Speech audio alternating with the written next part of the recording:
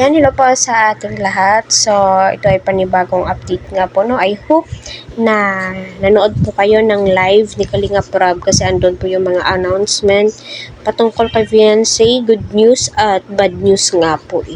So, nagsilipanan na po ang mga wakwak na gustong sungkitin si Beyonce. I hope na ang pamilya ni Beyonce at saka siya ay hindi nga po magbago at hindi po magpapasungkit sa mga wakwak. Kasi kawawa po sila. Kasi alam naman po natin lahat at palagi po yan sinasabi ng mga kasamaan kong reactor, pero no need na kasi nakikita ko at nababasa ko naman kay Beyonce ay napakabait po niya, no? So ayun, no, announcement nga po yun. Ay my God, limpak-limpak na salapi or blessings naman po ang darating kay Beyonce, so napakaswerteng dalagita nga po ito.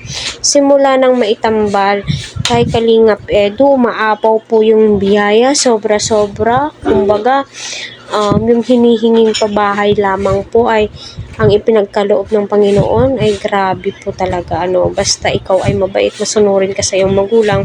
At kita naman po natin kung gaano din po ka-supportive ang parents ni Beyonce pagdating nga po sa love team. So, yun naman po talaga yung importante, kagaya ng sinabi ni Kalinga Prab sa kanyang live, na kung hindi dahil sa mga love team at mga viral videos, wala po siyang mga pabahay na napakaganda. Totoo naman, kita naman po natin na grabe, napakaganda ng mga pabahay at pulidong-pulido. Yes, si Beyonce at saka si Kalingap Eds ay hindi nga po inaasahan na